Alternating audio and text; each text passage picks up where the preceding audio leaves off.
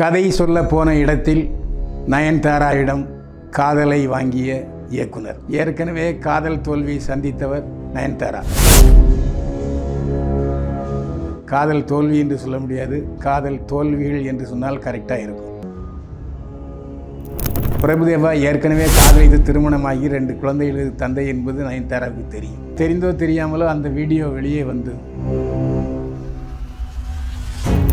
ஏப்பா கதை சொல்ல போய் நயன்தாராவை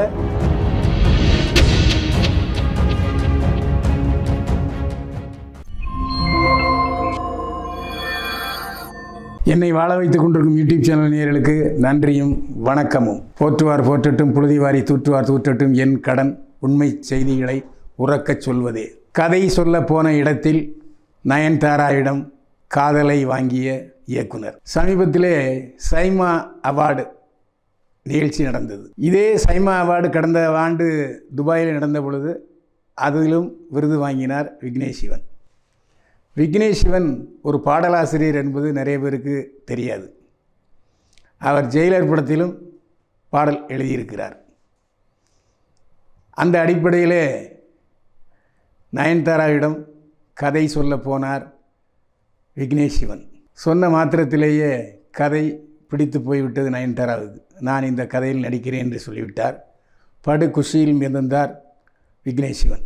அந்த படப்பிடிப்பிலேயே நயன்தாராவுக்கும் விக்னேஷ் சிவனுக்கும் காதல் உதித்தது. அதற்கு பிறகு இருவரும் பழகினார்கள், ஒருவரை ஒருவர் புரிந்து கொண்டார்கள். ஒருவர் புரிந்து கொள்வதற்கு பல ஆண்டுகளாயின.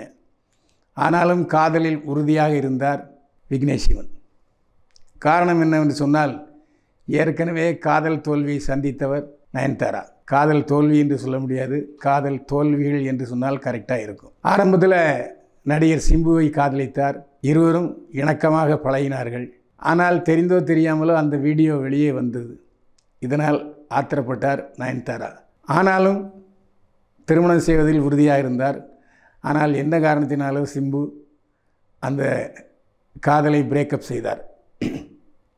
அதற்கு பிறகு நயன்தாரா டான்ஸ் மாஸ்டர், நடிகர், இயக்குனர் பிரபுதேவாவை காதலித்தார். கிறிஸ்தவராக இருந்தவர் நயன்தாரா. டயானா மரியம் குரியன் என்பது அவருடைய பெயர்.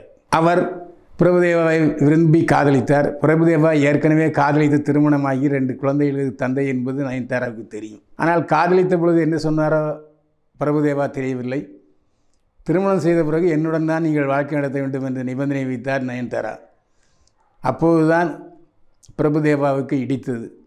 நான் என்னுடைய குழந்தைகளை விட்டு உன்னுடன் தனியாக வாழ மாட்டேன் என்று சொன்னார். பிரேக்கப் ஆனது. நயன்தாரா கிறிஸ்தவராக இருந்து பிரபுதேவாவுக்காக இந்துவாகலாம் மதம் மாறினார்.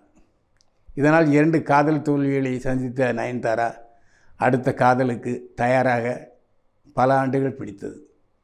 ஆனால் அணுகுமுறையும் பழக்க வழக்கங்களும் செயல்பாடு காரணமாக நயன்தாரா மனதில் நிரந்தர இடம் பெற்றார் விக்னேஷ் சிவன். அதற்கு பிறகுதான் திருமணம் நடந்தது. இந்த சூழ்நிலையில் அந்த விருது வழங்கும் விழாவிலே யோகி பாபு பேசும்போது, ஏப்பா கதை சொல்ல போய் நயன்தாராவை கல்யாணம் பண்ணிட்டு வந்துட்டியே என்று ஒரு வார்த்தையை சொன்னார். அதுதான் நம்முடைய பதிவுக்கு தலைப்பாகி இருக்கிறது. கதை சொல்ல போய் காதலித்தவர் விக்னேஷ் சிவனும் நயன்தாராவும். அதே போல் தமிழ் சொல்லி கொடுக்க போய் நடிகை பிரவீனாவை திருமணம் செய்து கொண்டார் இயக்குனர் கே பாக்யராஜ். இந்த மாதிரி ஒவ்வொரு காதலுக்கும் ஒவ்வொரு விஷயங்கள் உண்டு. அதே மாதிரி பல காதல் தோல்விகளை சந்தித்த குஷ்பு சுந்தர்சியை திருமணம் செய்து கொண்டதற்கும் ஒரு சில காரணங்கள் உண்டு. தோல்வியில் இருக்கிற அந்த நடிகைகளை மனதை தேற்றுவது என்பது பலருக்கு புரியாத விஷயம். ஆனால் சுந்தர்சி, விக்னேஷ் சிவன் ஆகியோருக்கு கைவந்த கலை. எனவே சுந்தர்சி குஷ்புவை மணந்தார், விக்னேஷ் சிவன் நயன்தாராவை மணந்தார். நயன்தாராவுக்கு குழந்தை பெற்றுக்கொள்கிற பாக்கியம் இல்லை என்று தெரிந்தும் 2 ஆண் குழந்தைகளை எடுத்து வளர்த்து வருகிறார்கள் நயன்தாரா. இப்போது அவர்கள் வாழ்க்கையில் மிகவும் சந்தோஷமாக இருக்கிறார்கள். ஒருவரை நன்றாக புரிந்து கொண்டு விட்டு கொடுத்து வாழும்போது அதில்தான் இல்லறத்தின் சுகம் இருக்கிறது என்று சொல்லியிருக்கிறார் விக்னேஷ் சிவன். ஒருவேளை இதை அவர்களுடைய பாடமாக எடுத்துக்கொண்டார்களா, இல்லை மற்றவர்கள் இதை பாடமாக எடுத்துக்கொள்ள வேண்டுமா என்பது தெரியவில்லை. ஆனாலும் அழுத்தமாக சொல்லியிருக்கிறார்.